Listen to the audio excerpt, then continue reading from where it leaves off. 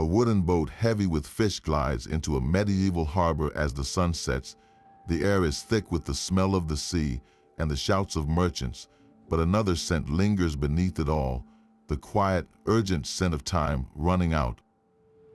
Without ice or electricity, how could these fishermen possibly stop their hard-won catch from rotting within days? This is the silent race against decay that shaped empires and diets across centuries. By the end of this journey, you will understand the ingenious, sometimes bizarre, methods that turned a daily catch into a durable commodity, fueling exploration and building economies. We will uncover how barrels of herring funded trade leagues, why Vikings buried their salmon, and what mysterious clues suggest transatlantic fishing voyages long before Columbus. What forgotten ingenuity from the past still sits on our dinner plates today? The scale of their challenge was immense. Picture a single modest fishing vessel returning to port, its hull not just full but dangerously low in the water, weighed down by a shimmering silver mountain of herring. We're talking about thousands upon thousands of individual fish, each one a tiny, ticking clock of spoilage. This was not a matter of preserving a few meals for a family, but of securing an entire community's food supply and a fisherman's livelihood for the coming lean months. The variety was staggering, from the oily, abundant herring that swam in colossal shoals in the North Sea to the dense white flesh of Atlantic cod hauled from colder, deeper waters. In rivers and estuaries, nets bulged with eels while coastal gatherers collected mussels, oysters, and crabs. Each type of catch presented its own unique preservation puzzle, its own race against a different kind of clock. The real crisis, however, came with the seasons. During a herring run, the sea itself seemed to boil with fish, an overwhelming glut of bounty that could crash local prices if not handled. This was the fisherman's paradox, a heartbreaking scenario where too much success could mean total ruin. The economic pressure was absolute. Let a single day's colossal catch rot, and you lost not just food, but coin, trade goods, and your entire stake for the next voyage.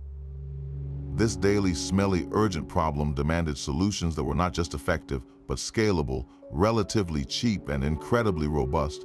The story of how they met this impossible demand is a hidden chapter in the history of human ingenuity.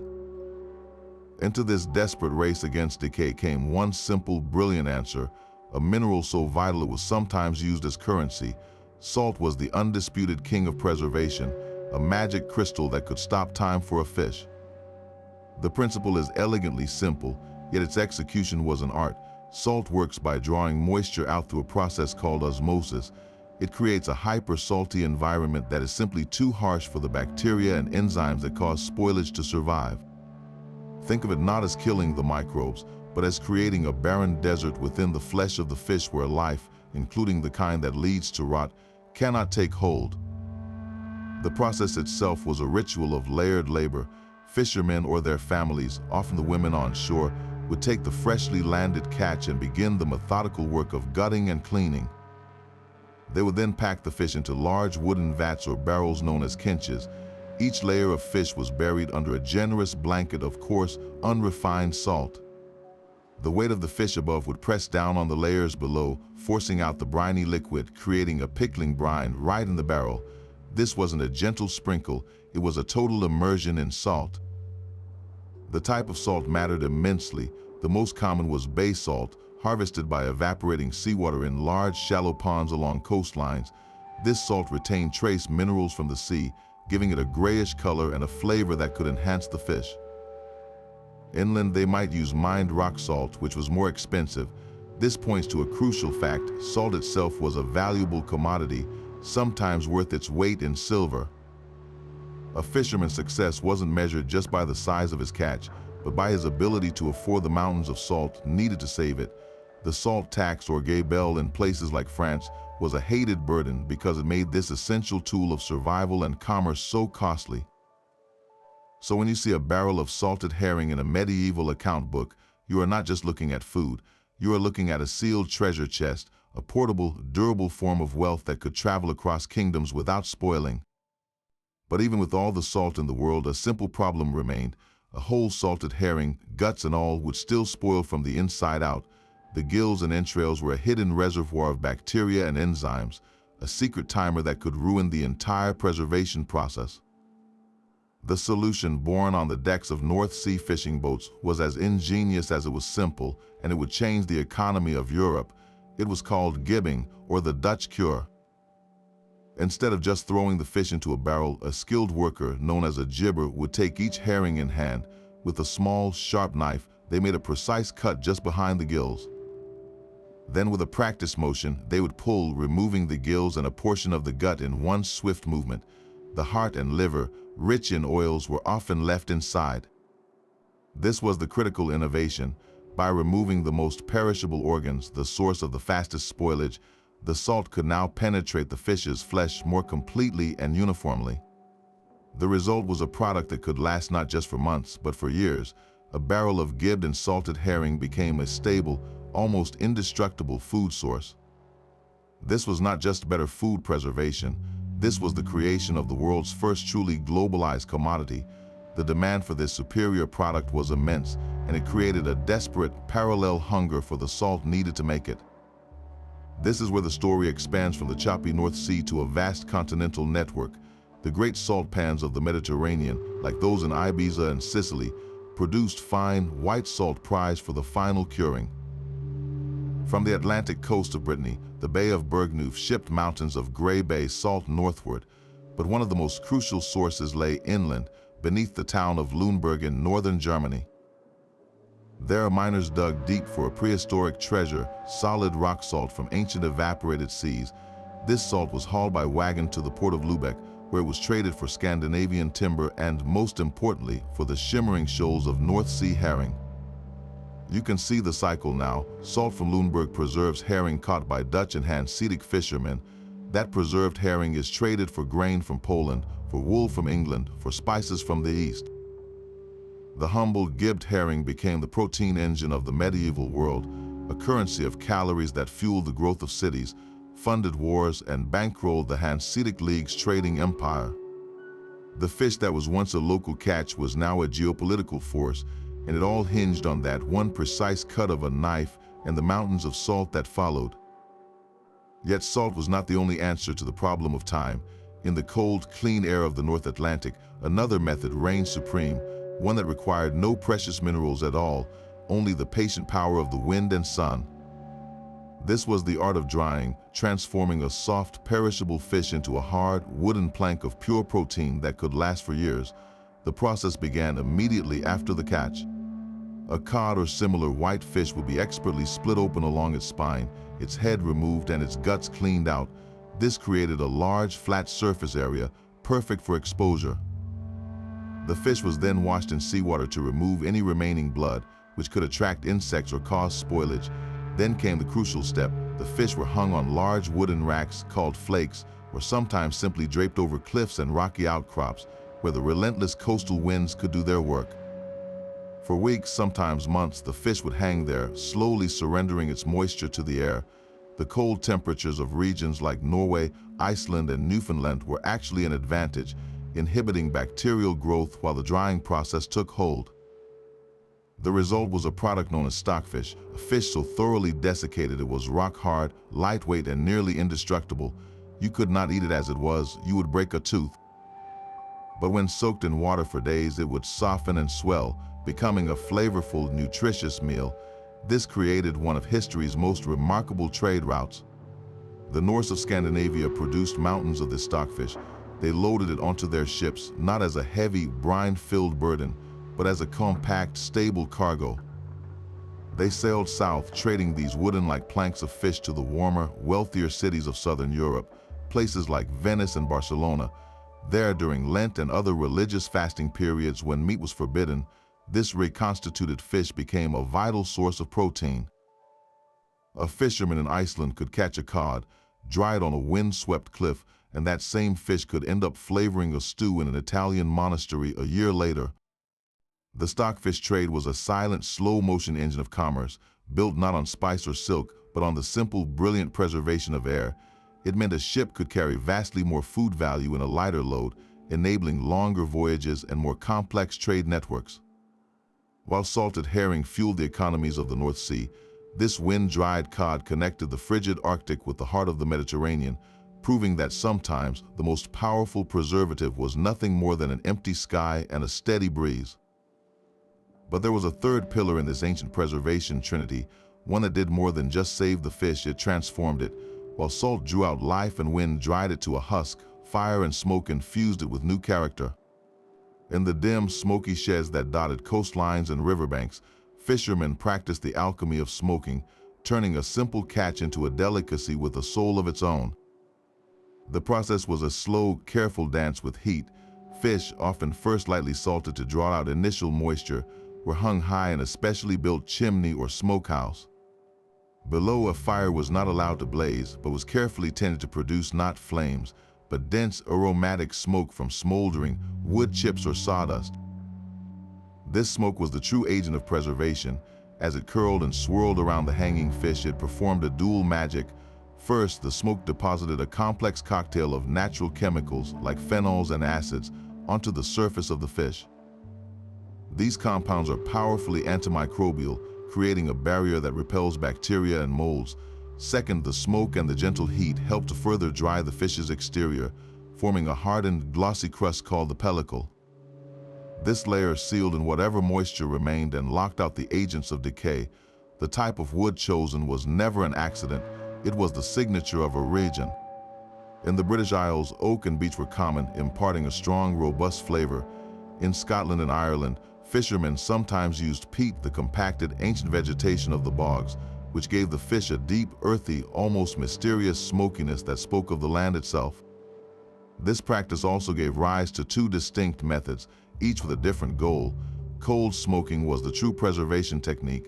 The fish were kept far enough from the heat source that the temperature rarely rose above 80 degrees Fahrenheit. This process could take days or even weeks, slowly bathing the fish in smoke without actually cooking the flesh. The result was a product like smoked salmon or haddock, still supple but shelf-stable and richly flavored. Hot smoking, by contrast, was a quicker affair. The fish were subjected to both smoke and higher heat, often between 150 and 200 degrees Fahrenheit. This partially or fully cooked the fish as it smoked, yielding a moister, flakier product that was delicious to eat immediately, but did not last as long.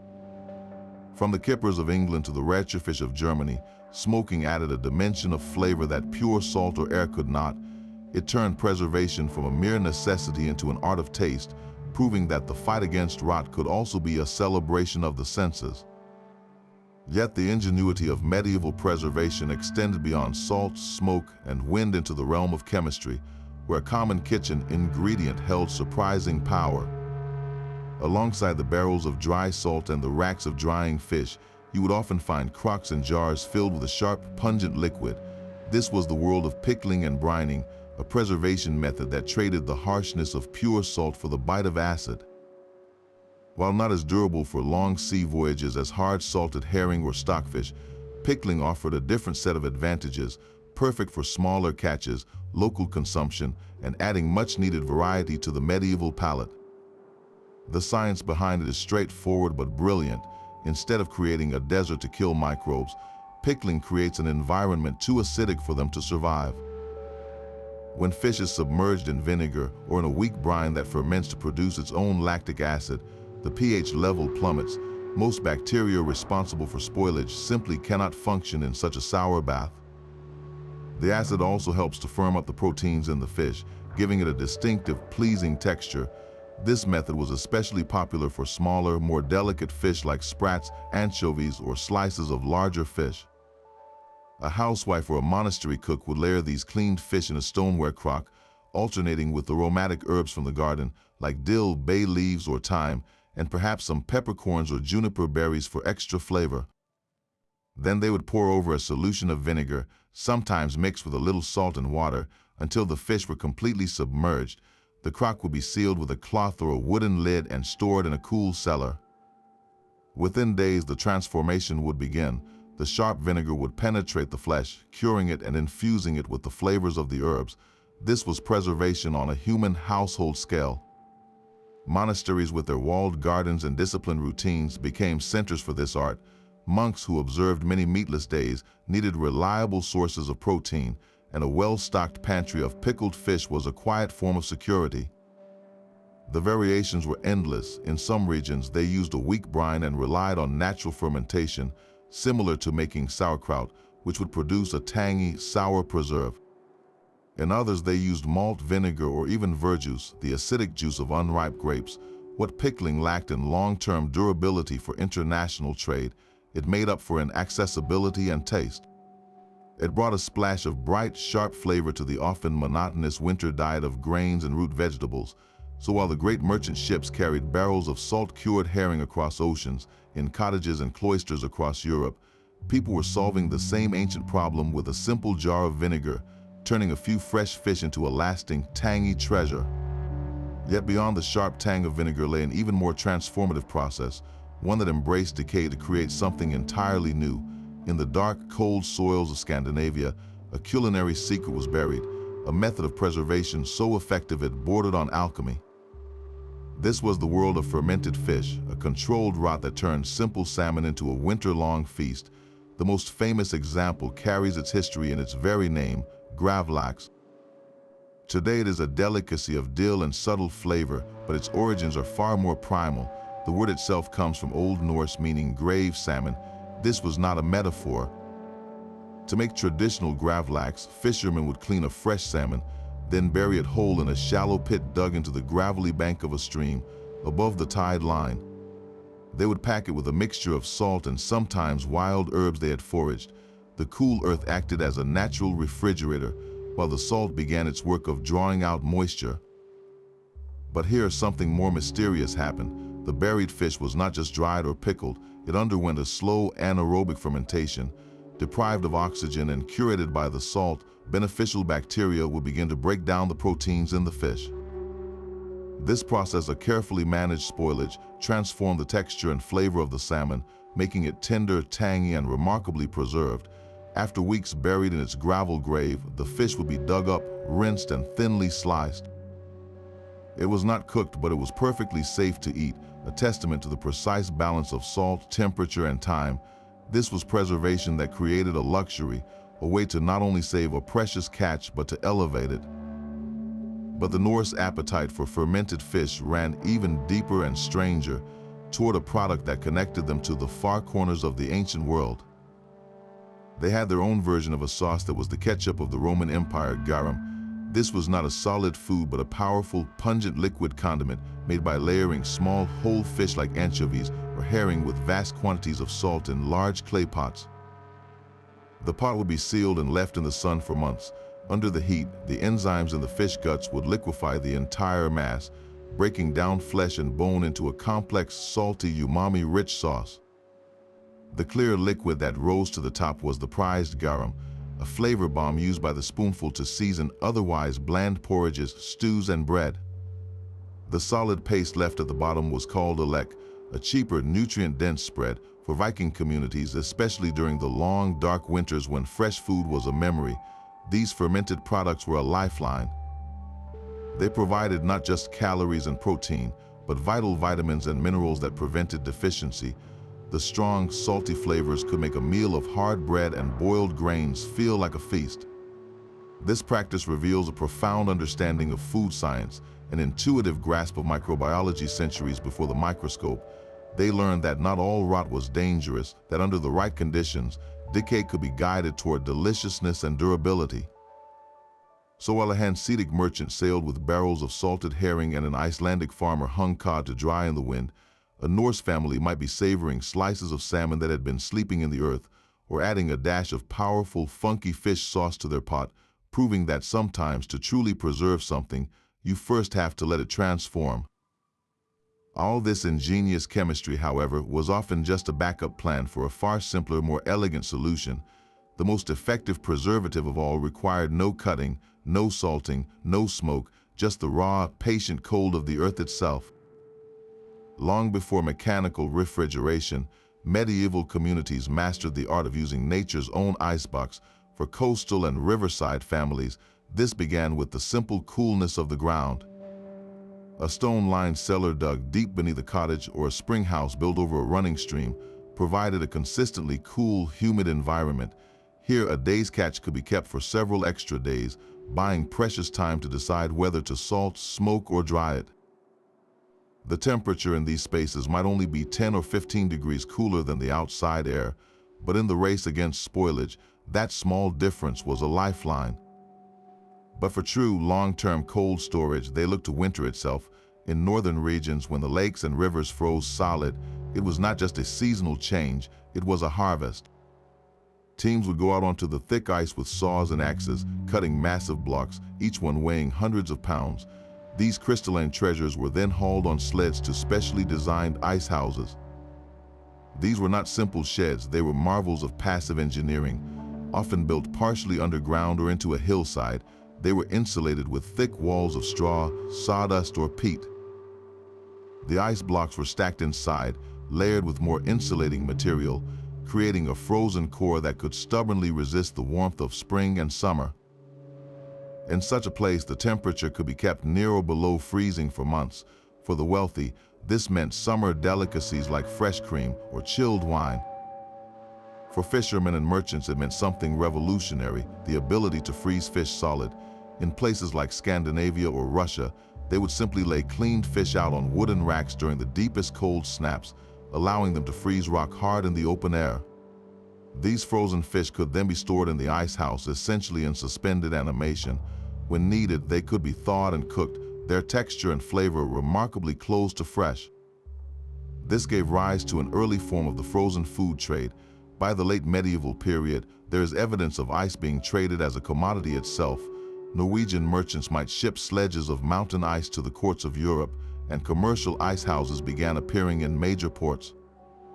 This was not yet the global trade we know today, but it was a profound realization that cold was not just an absence of heat, it was a tangible resource you could cut, store, and sell.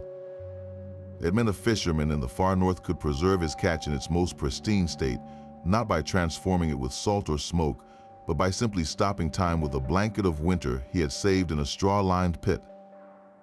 While ice houses and fermentation pits offered grand solutions, another preservation method thrived in the heart of the home kitchen, a quiet art of sealing flavor away from the world. This was the practice of potting, a beautifully simple technique that turned a cooked meal into a lasting pantry staple. After a successful catch, a cook might prepare a fish pie or a pasty, but if the household couldn't eat it all at once, or if it needed to travel a short distance, potting provided the answer. The process began with cooking the fish thoroughly, whether it was baked in a pie or poached on its own. This initial cooking killed any surface bacteria, giving the preservation a head start. Once the fish was cooled, it was carefully picked from the bones and flaked into a clean, dry clay pot. Often, herbs, spices, or a splash of vinegar were mixed in for flavor. Then came the magic seal. The cook would gently melt butter, or for those who could afford it, clarified butter or even rendered lard. This golden liquid was poured over the flaked fish until it formed a thick, unbroken layer on top, completely submerging the contents and pushing out every last bubble of air. That airless environment was the key. By creating a physical barrier between the cooked fish and the oxygen in the air, the potter was starving the microbes that cause mold and rot. The sealed pot would then be stored in the coolest part of the pantry or cellar. That solid cap of fat was both a lock and a gauge. If it remained intact, the treasure beneath was safe. This method was perfect for shorter journeys too. A traveler could carry a small pot of potted salmon or eel, and as long as the fat seal wasn't broken, it would remain wholesome for weeks. It was a precursor to the modern tin can, using fat instead of a metal lid to achieve the same principle of hermetic sealing. Every time a medieval cook lifted a pot from the shelf, broke the buttery seal, and spooned out the still fresh fish inside, they were performing a small miracle of food science, proving that sometimes the most elegant preservation was just a matter of building a wall against the world.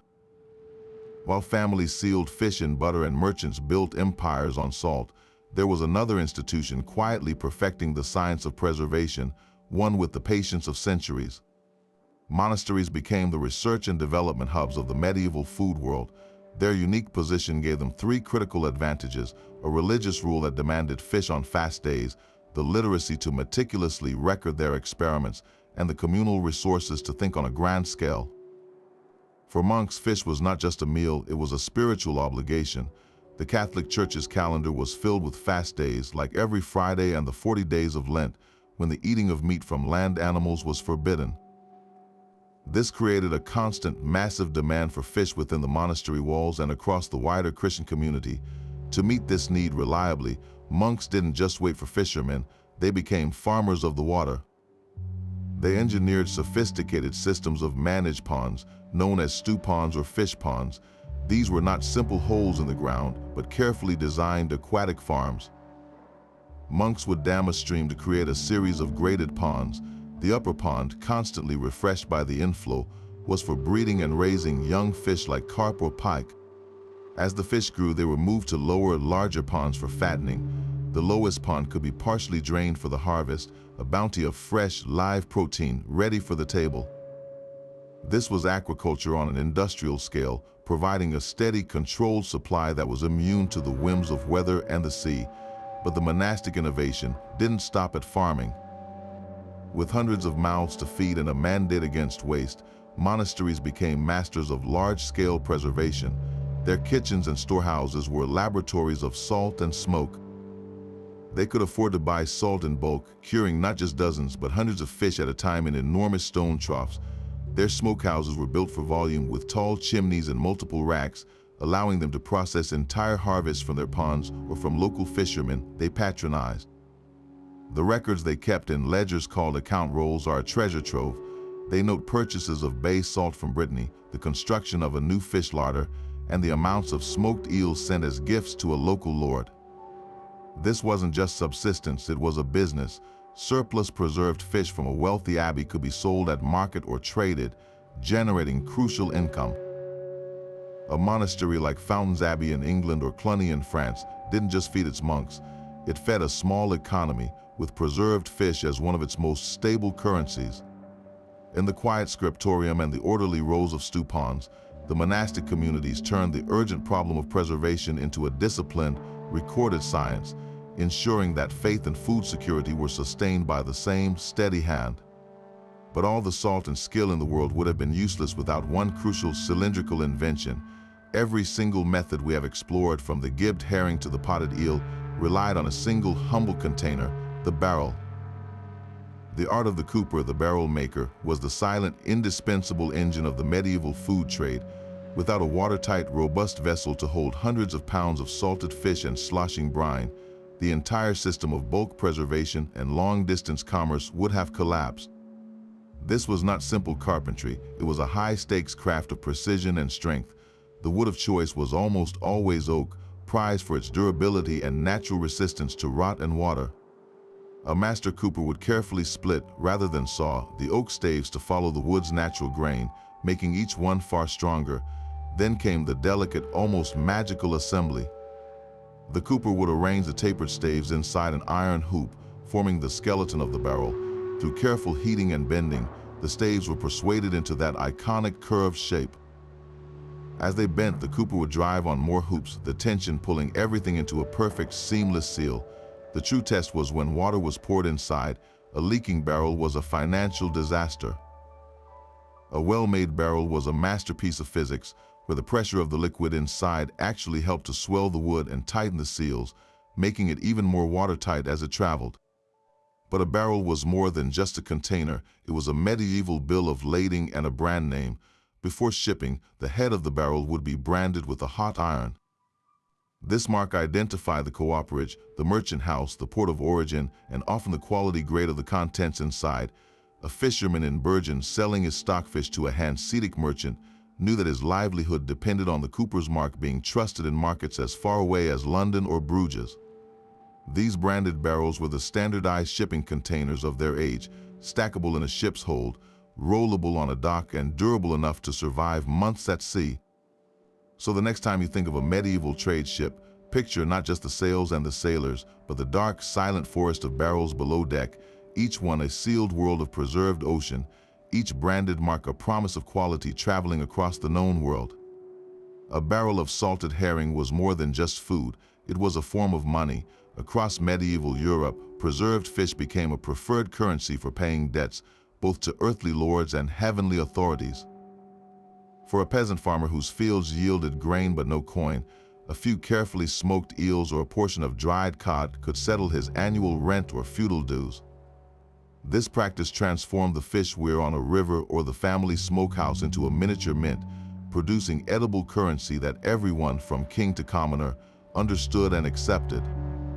The church, perhaps the largest single institution in daily life, formalized this system through the tithe, a tax of 1/10 of a person's produce or income. Fishermen were often required to pay their tithe directly from their catch. Imagine the scene at a monastery gate, not with coins clinking in a purse, but with the solid thud of a barrel of salt-cured herring being rolled into the storeroom, its value clear and its shelf life assured. This demand for tax-quality fish forced a revolution in standardization. A lord or a bishop would not accept a half-spoiled, poorly cured payment.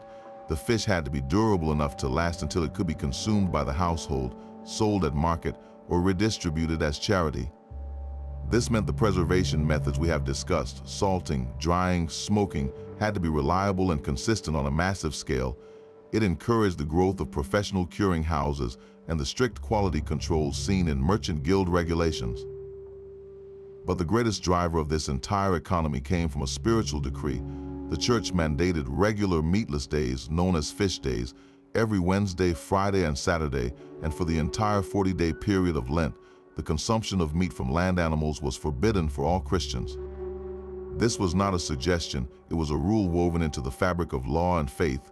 Suddenly, for nearly half the days of the year, an entire continent needed an alternative source of protein. The market for fish, especially preserved fish that could be stored and supplied inland, exploded.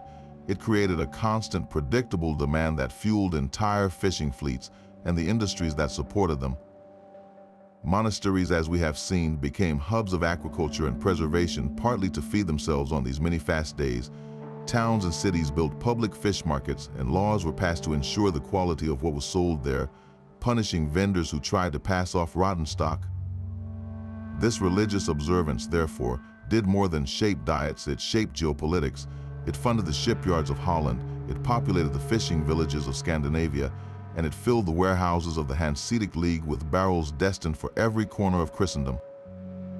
The humble fish, preserved against time, became a thread connecting faith, economics, and survival, proving that the most powerful forces shaping history can sometimes arrive on a plate, salted and ready for a Friday supper. This vast continent-spanning trade in preserved fish could not run on trust alone. It demanded a system of rules so strict they were etched into law, enforced by guilds and town officials who understood that a single bad barrel could poison public confidence.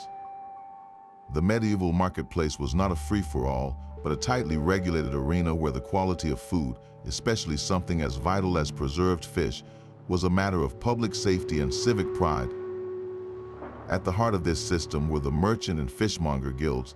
These were not just social clubs, but powerful organizations that held monopolies on trade within a city. To become a guild member, a fishmonger had to swear oaths, pay hefty fees, and submit to rigorous inspections.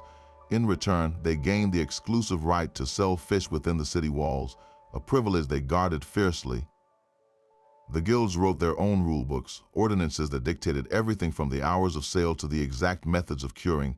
They mandated that herring be properly gibbed and salted in specific proportions, and that stockfish be boned dry and free of mold. This was self-policing at its most serious because the reputation of the entire guild and the health of the town depended on it. Enforcement fell to official inspectors, often senior guildsmen or appointed town officials.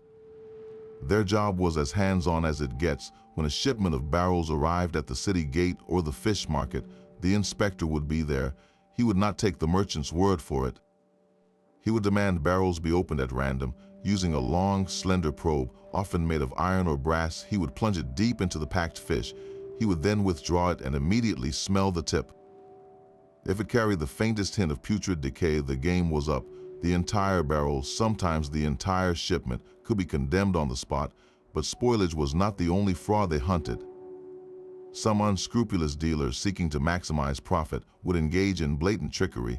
They might pack a barrel with a layer of good fish on top, but fill the center with spoiled catch. Others would add stones, sand, or even heavy pieces of wood to the bottom of a barrel to increase its weight, cheating customers who bought by the barrel. An inspector's tools included scales to check weight and sometimes even a small hammer to tap barrels. listening for the hollow sound that might reveal a hidden layer of stones beneath the fish. The punishments for getting caught were severe and very public, designed to serve as a stark warning. A first-time offender might face a heavy fine, a sum that could cripple a small business. But for repeat offenders or those who sold fish that made people ill, the penalties escalated dramatically. A fraudulent fishmonger could be placed in the stocks or pillory in the market square, with the rotten fish hung around his neck or piled at his feet for the ridicule of the very community he had endangered. In some cities like London, the condemned fish would be burned beneath him, the foul smoke a fitting brand of his disgrace. For the worst offenses, a merchant could lose his guild membership forever, which meant losing his right to trade at all. He might be banished from the city gates. This was economic and social death. These harsh measures underscore a simple, brutal truth in a world without modern medicine. Food poisoning was not a minor inconvenience. It could be a death sentence for an entire family. The regulations were not about bureaucracy, they were about survival. They built a chain of trust from the fisherman on his boat, to the salter on the dock, to the merchant on the road, and finally to the housewife in her kitchen.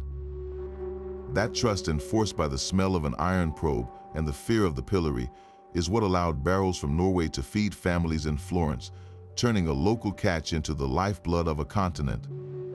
So the barrel of herring, sealed and branded, now faced its true test, the journey. It began with a lurch as dockhands rolled it across the cobbles of a Baltic port like Lübeck or Danzig. The air was sharp with salt and pine tar as the barrel was hoisted by rope and pulley, swinging over the gunwale of a sturdy Hanseatic cog before settling into the dark, crowded hold with 100 others just like it. This was no passenger, it was cargo, and its voyage would weave a thread of protein across a continent. The cog, with its single square sail and high sides built for the rough North Sea, was the workhorse of this trade. Its captain, a member of the powerful Hanseatic League, carried not just fish, but a network of privileges. His ship sailed under the protection of trade agreements that gave him exclusive rights to dock at certain ports and exemptions from local taxes. His ledger listed the barrel's destination not as a person, but as a market, often one of the great seasonal trade fairs that pulsed like a heartbeat through medieval Europe. The most famous of these was the Frankfurt Fair, a sprawling temporary city of commerce that drew merchants from Venice to Flanders. Our barrel might be offloaded at Hamburg, transferred to a river barge and poled slowly up the Elbe River, moving from the world of saltwater to the world of freshwater, from maritime traders to inland merchants. With every mile, its value increased. In a landlocked village in Bavaria or Bohemia, fresh fish was a rare luxury, often limited to the local trout from a stream. But this barrel represented the ocean itself, delivered. When it finally arrived at the fair, the merchant would break the seal before a buyer, using that familiar iron probe to prove the quality. The transaction was completed not just with coin, but often through a complex system of barter. The fishmonger from Prague might trade Bohemian glassware or silver mined from the Erzgebirge Mountains for 10 barrels of Lübeck herring. In this way, a fish caught in the cold Baltic fed a glassblower in Central Europe, and his craft in turn might end up in a cathedral window in France. This was the hidden economy of the preserved fish, a catalyst that turned regional specialties into continental commodities. Meanwhile, on a different route entirely, the rock-hard planks of Norwegian stockfish were experiencing their own epic journey. They were packed not in heavy, brine-filled barrels, but in rough hemp sacks, making them incredibly efficient cargo. Loaded onto a Norse Nar or a Hanseatic ship, they sailed south across the North Sea, around the coast of Denmark, and into the bustling ports of the Low Countries like Bruges or Antwerp. From there, they could be transferred to smaller coastal vessels heading into the English Channel, or even loaded onto mule trains, beginning the arduous trek over the Alps. The destination was often Italy, in the sun-drenched piazzas of Venice or Genoa, where fresh seafood was abundant. You might wonder why anyone would want a piece of wood like cod. The answer lay in the church calendar and in sheer practicality. During Lent, the demand for fish in devout Catholic Italy was astronomical, far exceeding what local fisheries could provide. Stockfish was the perfect solution, a non-perishable, lightweight protein source that could be warehoused for years and reconstituted when needed. Italian merchants, masters of finance and long-distance trade, were happy to pay premium prices for this guaranteed supply. So a fish that had dried on a wind-scoured cliff in Lofoten would, a year later, be soaking in a tub of water in a Milanese monastery kitchen, eventually becoming the centerpiece of a rich bacala stew, flavored with local olive oil, tomatoes, and herbs. This was more than just trade, it was a cultural exchange on a plate. The preservation techniques of the North met the culinary traditions of the South, creating new dishes that defined regions. The Hanseatic merchant, the Norwegian fisherman, the Bavarian burgher, and the Italian friar were all linked by this chain of durable food. It meant that a family far from any coast could still taste the sea, and a city could grow vast on a diet secured by networks of trust and barrels of salt. The movement of these preserved fish quietly mapped the connections of medieval Europe, turning geographical barriers into commercial opportunities and making the ocean's bounty a common treasure from the Baltic to the Mediterranean. Yet the sheer scale of this preserved fish trade hints at a secret even deeper than barrels and brine. There is a historical puzzle, a quiet mystery buried in the middens and market records of Europe. For centuries, the demand for dried cod or stockfish seemed insatiable, but by the late 1400s, something curious appears in the archaeological record. In ports from Bristol to the Basque Country, the bones of a particular type of fish begin to appear in startling quantities, not just as a few remains, but in vast industrial-scale deposits. These are not the bones of the Atlantic cod familiar from Norwegian waters, but of a slightly different species, the ling, and a distinct stock of cod that marine biologists would later identify as belonging to the Western Atlantic, to the Grand Banks off Newfoundland. The question is chilling in its implication. How could fish from North American waters end up in European trash heaps decades, perhaps even a century, before Columbus's famous voyage in 1492? The most compelling theory points not to kings and explorers, but to fishermen and the silent, lucrative business of preservation. Basque whalers and cod fishermen from Bristol were legendary for their long, dangerous voyages into the open Atlantic. Their ships were their workplaces, designed for endurance, and crucially, they carried with them the two perfect technologies for a transatlantic enterprise: salt and drying racks. Think of the economics. A voyage to the distant, fog-shrouded Grand Banks would be a monumental risk, lasting many months. It only made sense if the payoff was truly astronomical. And it was. Contemporary accounts describe the waters off Newfoundland as so thick with cod that a basket lowered over the side would come up full. For fishermen equipped to preserve their catch, this was not just a fishing ground, it was a mountain of silver. They would have employed the same two-step process used for centuries, but on an epic scale. First, the cod would be lightly salted on board the ship, a process known as wet curing, to stabilize it for the journey back across the ocean. Then, upon reaching a secluded coastal base, perhaps in Iceland, Greenland, or even on the Newfoundland coast itself, they would set up temporary fishing stations. There, the fish would be fully dried on wooden flakes, transformed into that lightweight, imperishable commodity, stockfish. This final product could then be shipped to Europe without the weight and expense of barrels of brine, arriving as a premium, mysterious supply of cod that never seemed to run out. The secrecy would have been absolute. A fishing ground this rich was a treasure map worth dying for, and certainly worth lying for. To reveal its location would be to invite competition and collapse the market. So these fishermen became the keepers of a clandestine Atlantic crossing. Their knowledge passed from father to son, from captain to pilot, in whispers.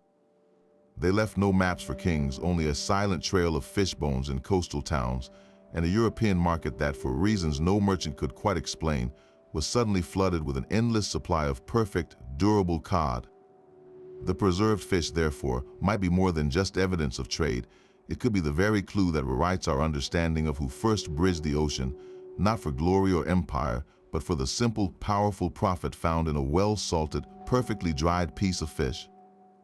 But for all their ingenious methods, the medieval table was a frontier of hidden danger.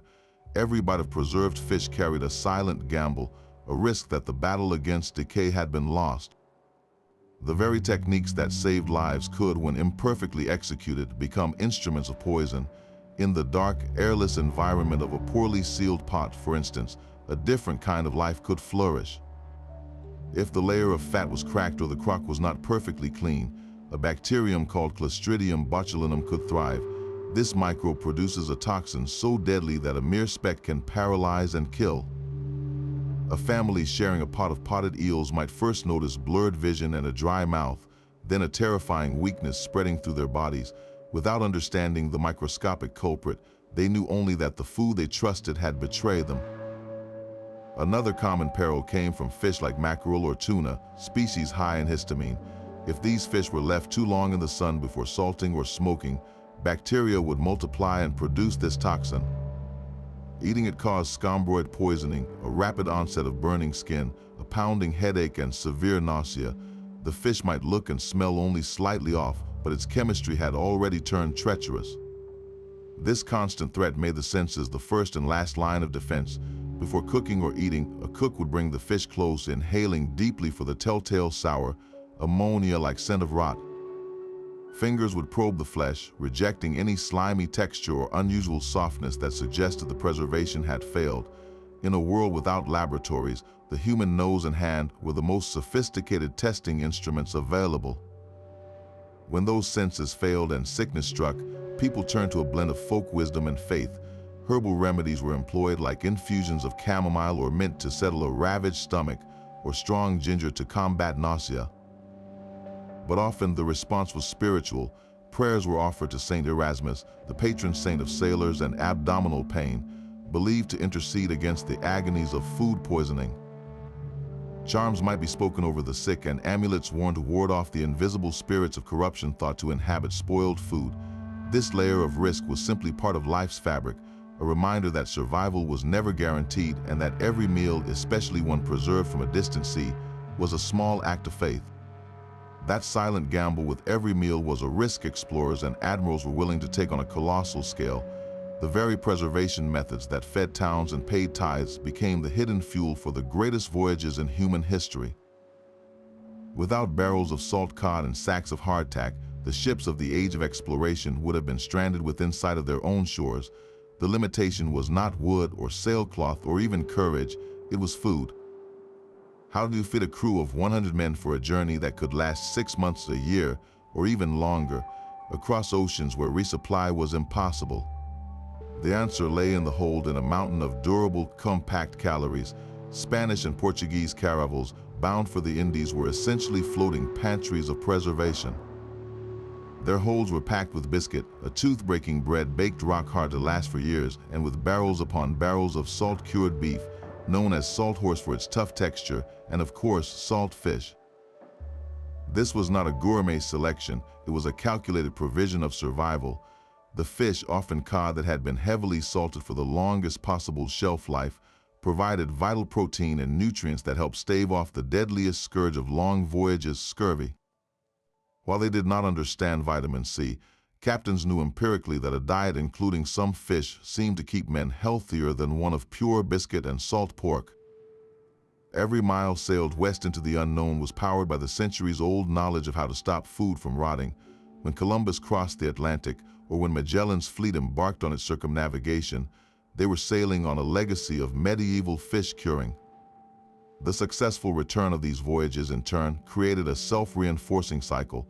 The discovery of new lands, particularly the unimaginably rich cod fisheries of the Grand Banks off Newfoundland, created an even greater demand for salt and for the skills to use it. European fishing fleets descended on these new waters, creating offshore processing stations where fish were gutted, salted, and dried on the very coastlines they claimed. This preserved catch then fed the next wave of explorers, soldiers, and colonists, enabling the permanent settlement of distant shores. The connection between diet and naval power became explicit in the rise of empires. England's ascent as a dominant sea power under the Tudors and Stuarts was built as much in the victualling office as in the shipyard. To keep the Royal Navy at sea for months blockading an enemy coast or patrolling trade routes, the Admiralty had to solve the same old problem. They contracted for enormous quantities of salted provisions, creating a vast industrial supply chain.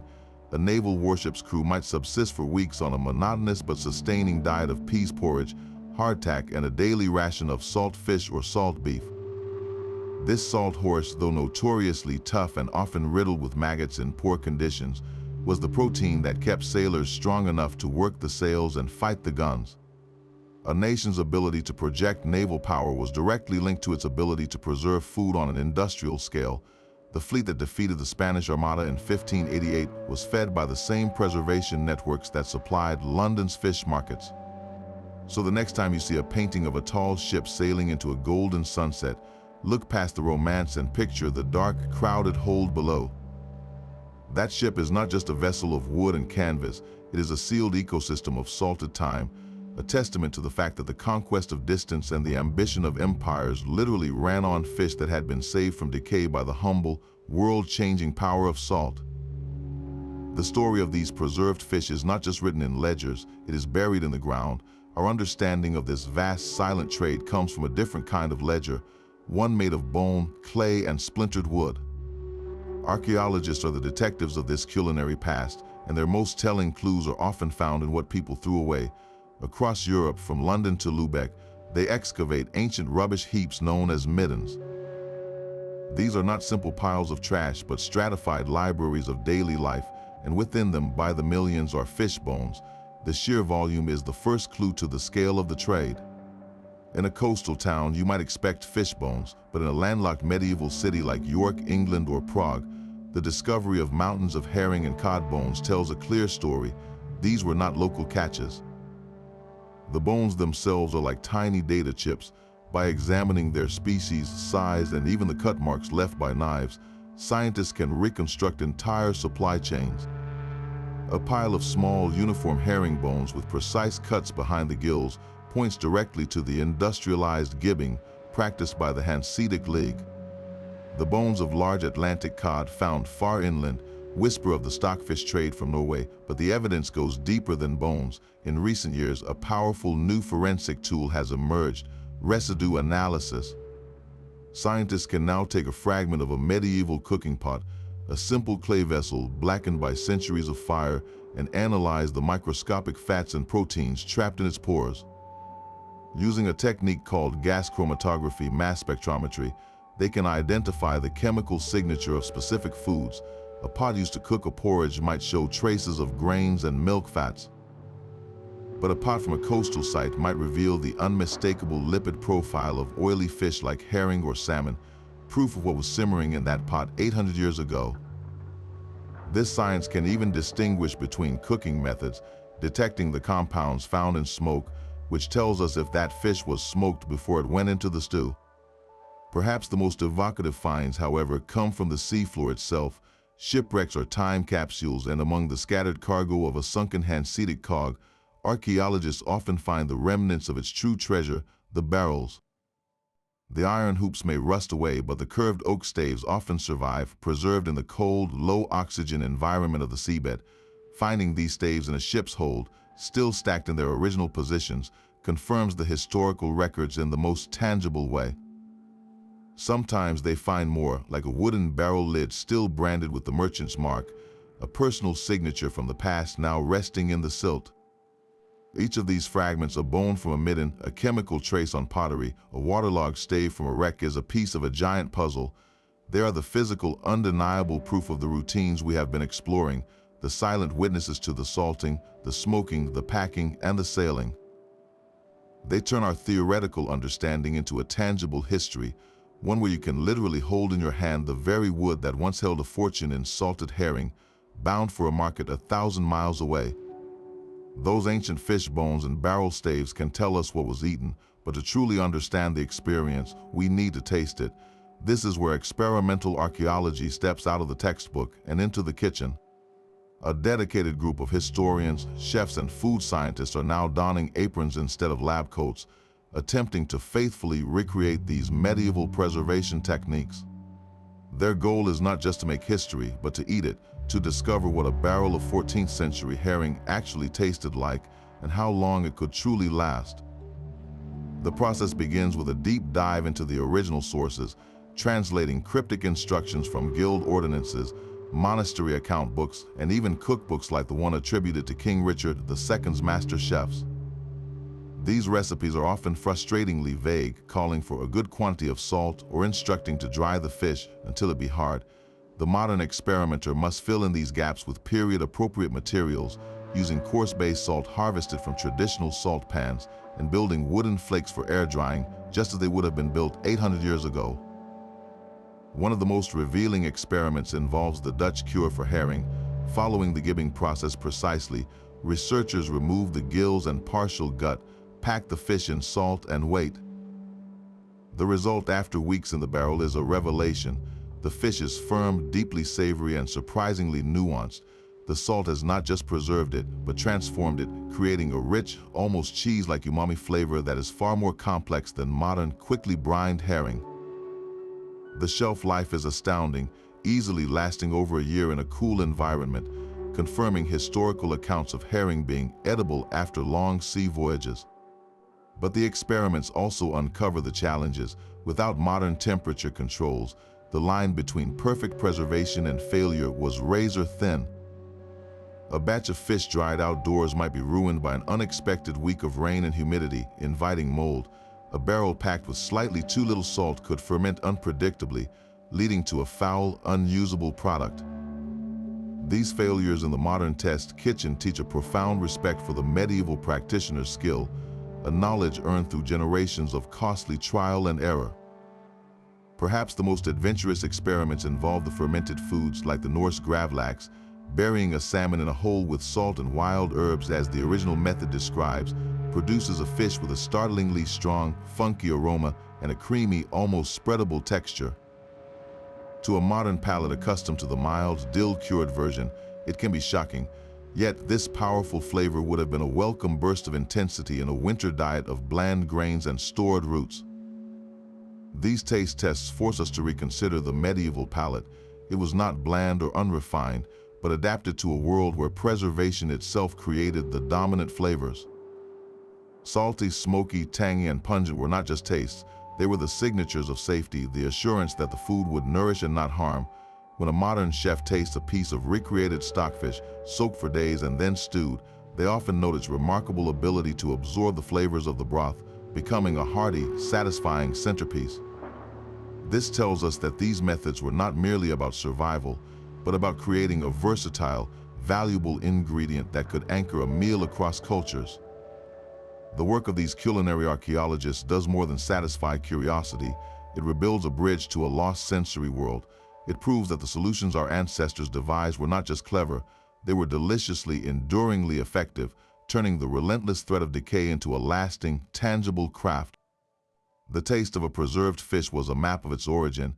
Every region of Europe, faced with the same universal problem of decay, arrived at a solution flavored by its own landscape, climate, and culture. These were not just recipes, they were edible identities, forged in salt and smoke. In the British Isles, the cold, damp air was conquered with fire. In coastal villages from Scotland to East Anglia, the herring underwent a magical transformation into the kipper. After a light brining, the split fish were hung in smokehouses over smoldering oak or beech.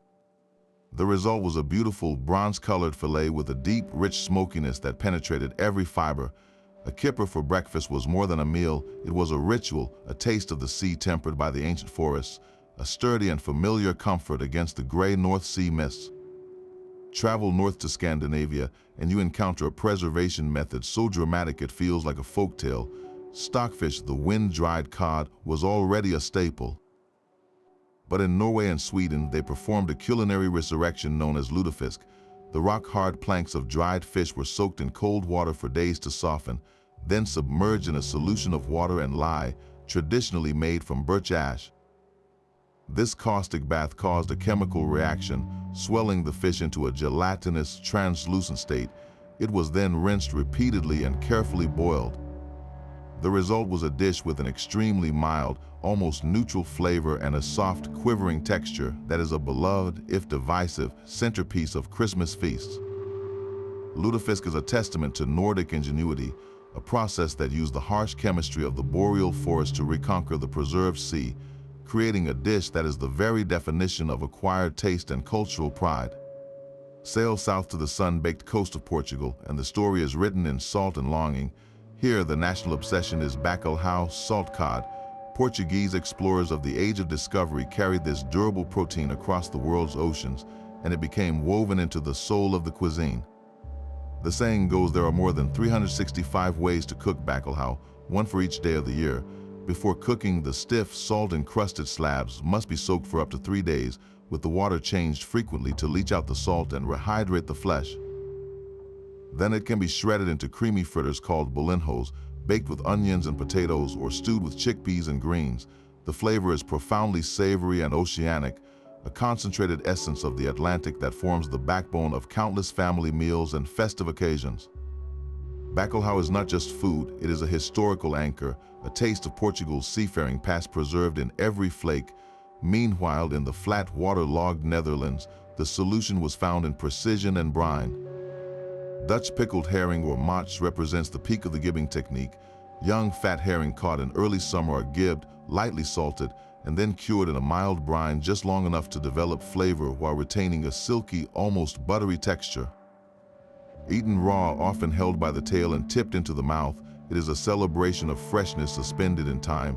Served with chopped onions and pickles, it is street food, festival fare, and a national symbol. The Dutch mastery of this quick, subtle cure created a product that was both a valuable export and a beloved local delicacy, proving that preservation could highlight delicacy rather than overwhelm it. These distinct traditions did more than fill pantries, they shaped identities. The smoky kipper spoke of a British resilience, the transformative lutefisk reflected a Nordic relationship with a harsh environment, the ubiquitous bacalhau told of Portuguese exploration, and the efficient motts heralded Dutch commercial savvy. The methods developed out of sheer necessity became points of regional pride, the centerpieces of holiday tables, and the dishes that defined home for generations. When you taste them, you are not just eating fish, you are tasting geography, history, and the stubborn, flavorful will of communities to keep the bounty of the sea alive through the depths of winter and across the expanse of time. But even the deepest cultural traditions can be shattered by a single, invisible wave. The middle of the 14th century brought a catastrophe so profound it seemed to erase the world itself. The Black Death swept across Europe, a tide of bubonic plague that killed perhaps half of the entire population within a few horrific years. In the wake of such unimaginable loss, the very foundations of society shifted, and with them, the ancient rhythms of fishing and preservation. Suddenly, there were far fewer mouths to feed, farmland lay fallow, villages stood empty, and for the survivors, a strange new economic reality emerged. With labor scarce, wages for those who remained soared. The common person, for the first time in living memory, had more coin and more choice, and with a drastically reduced population, the pressure on local food supplies eased. In many coastal and riverside communities, this could have meant a turn toward the luxury of freshness. Why eat a tough, salty piece of stockfish when the local fishermen, desperate for customers, might sell a fresh catch for a reasonable price? There is evidence that diets did indeed improve for many survivors, with more meat, dairy, and yes, possibly more fresh fish appearing on the tables of artisans and peasants who had previously relied on preserved staples. Yet the story of preserved fish did not end there, far from it. While the rural landscape changed, the engines of commerce and power kept turning, and they still ran on durability. Cities, though ravaged, began to regrow, and they remained dense knots of population, far from self-sufficiency. A London or a Paris could not feed itself on sporadic deliveries of fresh fish from a distant coast. It needed the guaranteed supply that only barrels and sacks could provide. The preserved fish trade demonstrated a remarkable resilience, adapting to the new world rather than vanishing from it. Furthermore, the nature of conflict ensured its continued importance. The wars that flared up in the plague's aftermath, like the 100 Years' War, were fought by mobile armies that lived off the land, but also off supply trains. Feeding thousands of soldiers on campaign required the same logic as feeding sailors on a long voyage, food that would not spoil. Barrels of salt herring and sacks of dried peas were the logistical backbone of medieval warfare, a fact no population collapse could alter. So the Black Death created a paradox. For some, it opened a window to a more varied, fresher diet, but for the enduring structures of urban life and military ambition, the old, reliable ways of preserving the sea's bounty became more crucial than ever.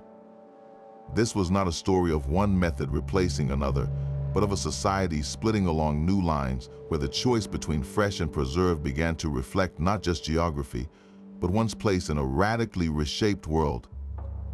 The flavors of preservation truly came alive in the medieval kitchen, where thrift and luxury met in the same pot. To understand what those barrels and sacks meant to daily life, we must open the cookbooks of the time, like the famous form of curry, compiled for the court of King Richard II. These texts reveal a cuisine that treated preserved fish not as a last resort, but as a versatile foundation for elaborate, even lavish, dishes. Consider a dish called mortreuse. This was a luxurious stew, its name hinting at its texture, derived from the Old French word for something pounded or ground. For a fish mortreuse, the cook would start with a piece of stockfish or salt cod, soaked for days until it softened. That fish would then be pounded in a mortar with breadcrumbs, almonds, and broth until it formed a thick, creamy paste. This paste was gently simmered, then seasoned with what truly marked this as a dish for the wealthy, a generous pinch of precious spices like saffron, ginger, or grains of paradise. The result was a dish of surprising subtlety and richness, where the bland, absorbent fish became a perfect canvas for flavors worth their weight in gold. Here, the durable protein of the North was transformed into a delicacy fit for a king's table, a perfect symbol of how preservation enabled culinary ambition. Another common sight on a well-to-do table was the fish pie. This was not a simple affair. The cook would take rehydrated salt fish, often mixed with fresh fish if available, and combine it with boiled rice or chopped hard-boiled eggs. This mixture was layered into a pastry coffin. A sturdy crust meant more as a cooking vessel than something to be eaten. Before sealing it, the cook might pour in a sauce made from wine, vinegar, and again, those expensive spices. As it baked, the pastry sealed in all the steam and flavor, while the preserved fish soaked up the aromatic liquids. When served, the crust was broken open, releasing a fragrant cloud that spoke of both the sea and the spice routes of the East. These recipes show a sophisticated understanding of how to use preserved ingredients. The soaking process was not just about removing salt, it was about reanimation. The dried, leathery fish was brought back to a pliable state, ready to absorb whatever flavors the cook could provide. In a world without refrigeration, this was the magic trick, taking a staple that could sit in the pantry for a year and turning it, within a few days of preparation, into the centerpiece of a celebratory meal. For the average household, the preparations were simpler but no less clever. A common pottage, a thick soup simmering over the hearth for days, might see a piece of salt fish added for depth and protein. The fish would be shredded into the broth of peas, beans, and onions, its saltiness seasoning the entire pot. Another simple treat was fried salt fish, soaked, then dipped in a batter and fried until crisp, a satisfying contrast of textures. Monasteries with their large kitchens became experts at these transformations. They might make a mock meat dish for fast days using finely minced salt fish, herbs, and ground nuts pressed into shapes that resembled ham or chicken, then baked or boiled. Every recipe, from the grand mortreuse to the humble pottage, followed a similar logic. The preserved fish provided the reliable, durable base, the nutritional bedrock. The fresh herbs from the garden, the precious pinch of spice from the merchant's pouch, or the dash of costly wine elevated it. This was the alchemy of the medieval kitchen, turning the practical necessity of preservation into an opportunity for creativity and even extravagance, proving that survival and savor could be served from the same wooden bowl. That fish pie on a medieval noble's table holds the blueprint for your modern pantry. The journey from a barrel of salted herring in a Lübeck warehouse to a tin of tuna on a supermarket shelf is not a break in history, but a direct evolution. Every preservation method we have explored left a genetic imprint on how we feed the world today. Take the simple art of potting, sealing cooked food under a layer of fat. This principle of creating an airtight barrier to exclude spoiling agents is the very soul of canning. In the early 19th century, the French confectioner Nicolas Appert won a prize from Napoleon for inventing a method to preserve food in glass jars sealed with cork and wax.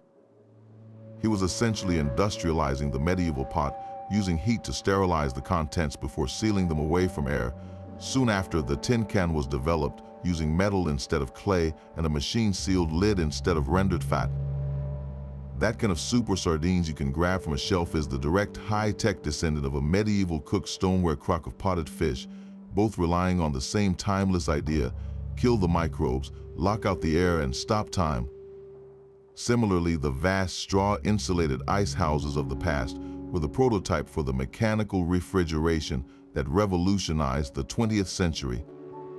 The dream was always the same: to harness cold as a resource, The ice trade of the 1800s, where New England ice was shipped to the Caribbean and even India, was just a more ambitious version of the Norwegian ice merchant supplying a European court.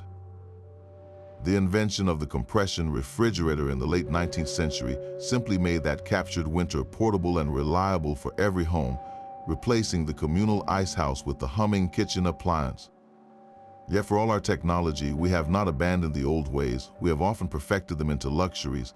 The salt cod that fueled explorers and fed armies is now bacalhau, a cherished centerpiece of Portuguese cuisine demanding days of preparation and a premium price. The smoked salmon that once sustained Scottish crofters through winter is now a delicacy sliced thin on bagels and canapes. The fermented gravlax of the Vikings, buried in gravel, is today a gourmet appetizer cured with dill and sugar. These items are no longer about bare survival. They are about flavor, tradition, and connection to a craft that feels authentically human. This is the true legacy, a dual inheritance. On one hand, the medieval race against rot created the foundational logic for our global, industrialized food system, a chain of preservation and transport that lets you eat a strawberry in December. On the other, it gifted us a repertoire of flavors so profound that we return to them not out of necessity, but for pleasure. The next time you see a vacuum-sealed package of smoked fish or glance at the glowing glass doors of a supermarket freezer aisle, remember you are looking at the latest chapter in a very old story, one that began with a fisherman staring at a dying catch, wondering how to make it last, and in answering that question, began to build the world we live in today. Their battle against spoilage was a quiet revolution in human ingenuity. With nothing but salt, wind, smoke, and sheer cleverness, medieval fishermen and merchants built a bridge across time itself, turning the ocean's fleeting bounty into a durable currency that shaped our world. They did not just feed their families, they fed entire nations, supplying the protein that sustained growing cities through long winters and religious fasts. Their barrels of salted herring funded the trade networks of the Hanseatic League. Their wind-dried cod bankrolled Viking voyages and Italian feasts, and their mastery of preservation literally fueled the ships of the age of exploration. Every empire that reached across an ocean sailed on a diet made possible by these ancient techniques. So the next time you open a tin of tuna, enjoy a slice of smoked salmon, or even glance at the frozen food aisle, take a moment. Behind that convenience lies an epic 1,000-year struggle against decay, a story of forgotten innovation written in salt and brine. We would love to hear from you. What traditional food preservation methods exist in your own culture or region? Share your stories in the comments below and let us keep this history of ingenuity alive, one story at a time.